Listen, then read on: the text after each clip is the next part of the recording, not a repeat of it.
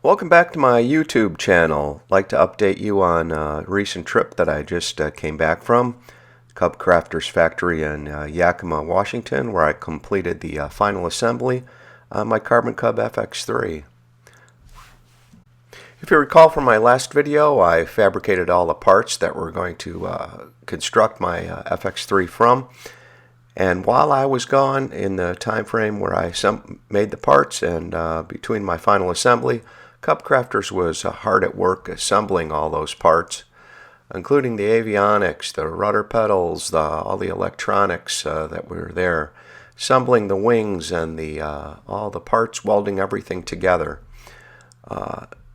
They started to replace all those parts on the airframe and all the harnesses, the wiring harnesses that I made, and all the parts came together onto the FX3. Avionics were placed in my panel with the G5, the G3X Touch, the GNC 355, all placed into the panel and wired together, and ensured that they functioned properly. Following all the avionics and all the other parts that were assembled together, including the throttle, the propeller quadrant, the ELT battery, and all those parts were placed together and ensured that they were functioning properly.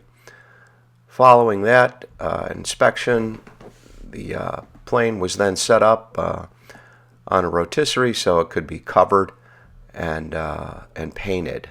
So the fuselage, the wings, the tail surfaces were then brought over to the paint shop and the cover shop, and those surfaces were then painted and covered with that.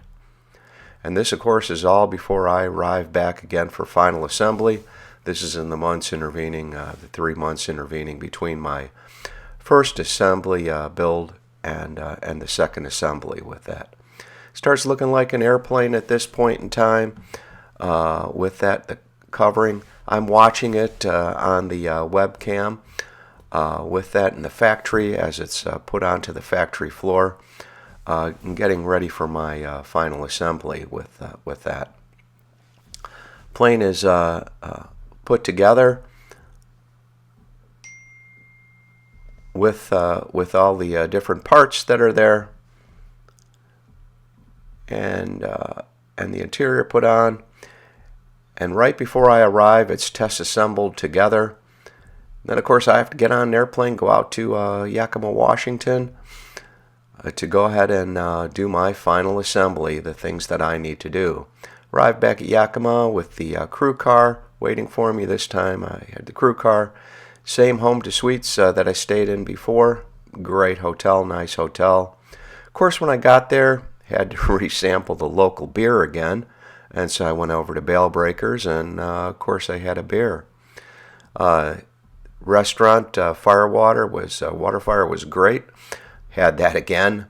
I had one of the best short ribs I've ever had. Of course, then I arrive at the Cubcrafters factory the next morning for my final assembly. Plane looked awesome when I came into it. Kind of stunning when you first walk up and see that airplane. First thing I had to do was start putting the parts together on it for the final assembly. This front stick, the rear stick, connect up the electronics to it, cover up some access openings to make sure that everything fit together correctly with that. I had to torque the seat belts and put the seat in, get everything to fit with that.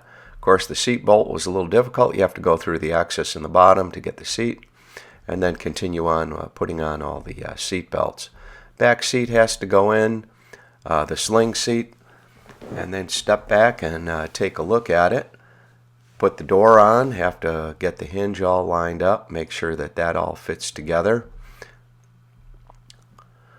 Put on the position lights on the tips of each wing. Assemble the flaps and the ailerons, make sure they're all connected and double collared and spaced appropriately so that they can function correctly. assisted with the getting the stabilizer, horizontal stabilizer in place, connecting all that up, the flying wires, and make sure everything is torqued correctly according to specification. And the rudder is assembled on with all the different cotter pins, and then the trim tabs are placed, rudder and elevator, to make sure that those all fit together. And I fit the spinner in place, make sure they're tightened in the correct order. There's an assembly order to that. Then of course you have to attach the throttle and the rudder throttle and the mixture controls, propeller controls. Those all have to be put on and assembled on. And then we start looking at my badass propeller there. And of course the throttle connection has to put on. Trial fit the cowling. Cowling will be painted finally after the test flight. The Behringer brakes and wheel assemblies, do the final assembly for that so that those can fit in together.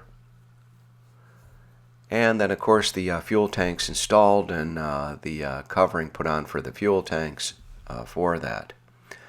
Got to try it out, make some airplane noises, turn on the avionics, make sure all that functions correctly, and a really great looking panel. Reassemble the tail spring. Then of course my portion is done. I head back to the hotel, have a pizza, relax a little bit, have some wine. Show up the next morning at the Cubcrafters factory and take a good look at my airplane. I meet with the Designated Airworthiness Representative, the DAR, after he does his inspection. At this point, as I'm doing the walk around, the DAR is doing his inspection of the airplane to make sure the final assembly and the build is correct. He finds the few little squawks and things that aren't quite correct with the plane, so that the Cubcrafter staff can correct anything that's wrong with the plane. He did find a few little things that weren't quite correct on it, and then that's left for Cubcrafters to actually correct those deficiencies in the assembly that were there. Plane looks awesome, as you can see. There's the DAR walking across there with my concierge that helps out. It happens to be Hillary. And there's the picture of the plane. I meet then with the DAR to go over the build log, which I might add is quite extensive and encompasses the parts that I built at the last build. Then of course I'm done with my part. I head over to Reno's for a burger, or a sandwich I should say, and then I'm off, dropping off the crew car, and off I go, taking off out of Yakima while I leave it for Cubcrafters to finish my the test flight of my airplane, and I await for the next step, which is either them to deliver the airplane or for me to pick it up. Yet to be determined what that is. So stick around for part 3 of the installment of this particular process. Look forward to getting the next video out to everybody, so you can kind of keep up with my FX3 journey.